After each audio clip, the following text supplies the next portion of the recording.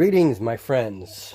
I hope everyone is well. This is Martin from MJ Hobby Corner, and I'm here to show you guys a bit of an odd project that I've been working on the side, on and off, and this is something that I've decided I do want to finish.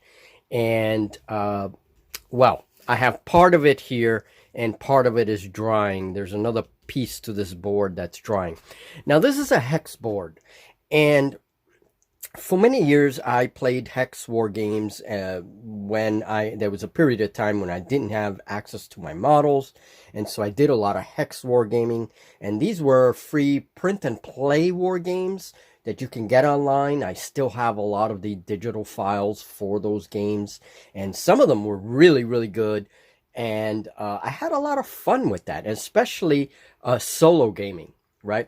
So one of the things I used to do a lot for these games is that eventually I started making my own boards, my own hex boards, and my own pieces for these boards. This is all handmade. So this is the hex board right now, and the hexes are quite large. The board has to be finished. It has to be decorated. I have to decide what kinds of terrain I'm going to put on the board, and it's going to be in a way that it's not fully three-dimensional, but from the top view, it would look three-dimensional. I can't really explain that right now, but I will as I start to work on it. You guys will see what I mean. The reason is I want units to be able to go through the different hexes unimpeded, but still the hexes will affect line of sight and everything else. There'll be rules for each of the hexes depending on the kind of terrain that they have, right? Board comes later. That's going to be a lot of work because of the way I'm going to build it. Now, for the units, and these are my first little top-down army. And top-down because if you look at these from the side, they really don't look like much, right? The idea is to make the illusion that you're looking at the mech from the top, and this is a mech, and then there's one foot down there, there's another foot that's hidden, right, because he's walking, and he's a little bit, his waist is a little turned, okay? So now what I have to do is paint this, and there, I can paint the bottom a little bit darker, the top a little bit lighter. There's ways to paint it to kind of influence that top-down look that I want. So again, these units are designed in a way that they're very easy. Like I said, see, it does kind of look like a tank from the side, but not really. It doesn't have the tracks or anything like that. It's just meant to be a marker, a token. So basically, I'm designing the tank top-down. And that's what they call the markers. Some hex war game markers are designed to be top down. Now they're usually painted on or whatever onto a rectangle or whatever. I just like to do it this way because it gives it a bit more three-dimensional, it definitely does give it a three-dimensional look. Now this is some kind of hovercraft, and I put my hovercraft on a little pedestal to show that they're hovercraft. And this one has an artillery piece on top. There's missile tubes, right? So this is an artillery piece. And then we have an aircraft. And my aircraft, I always put them on flight stands because that really shows that it's in the air. It's, it's up above everything.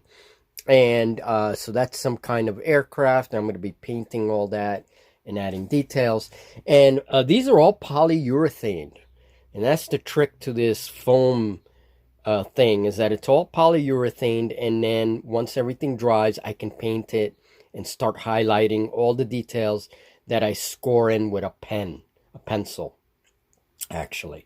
Okay, so there's a lot to say about hex war games.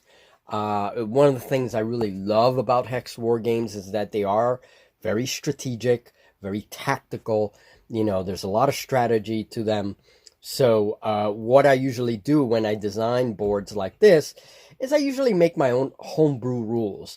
I take a lot of the hex game rules that I have, and I kind of do like a hybrid thing. And of course, whenever I do that, if I'm going to show that in video form, I will have a list of resources of all the rule sets that I used, etc. Because it's very important.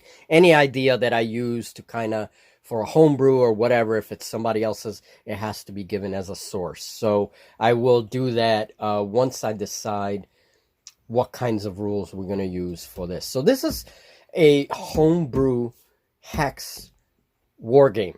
Okay, and I'm gonna slowly in the future we do want to play some hex war games, Julie and myself, and maybe even Steve, and we do want to kind of add that to the channel. It's just a different kind of wargaming, and I've had a lot of fun with these games in the past. And in fact, some of the games that I bring to the channel, I will be doing solo. So it will be solo wargaming with hex boards, and everything is going to be handmade. Just FYI. So, all right, folks. Well, that's all. This is a short update, and I just wanted to show you guys this new project, and little by little, I will add to it and finish it, and we'll see what happens. Oh, and there is an example of a ship for, if I do ocean tiles. And that would be a large dreadnought or something like that. So just wanted to throw that in.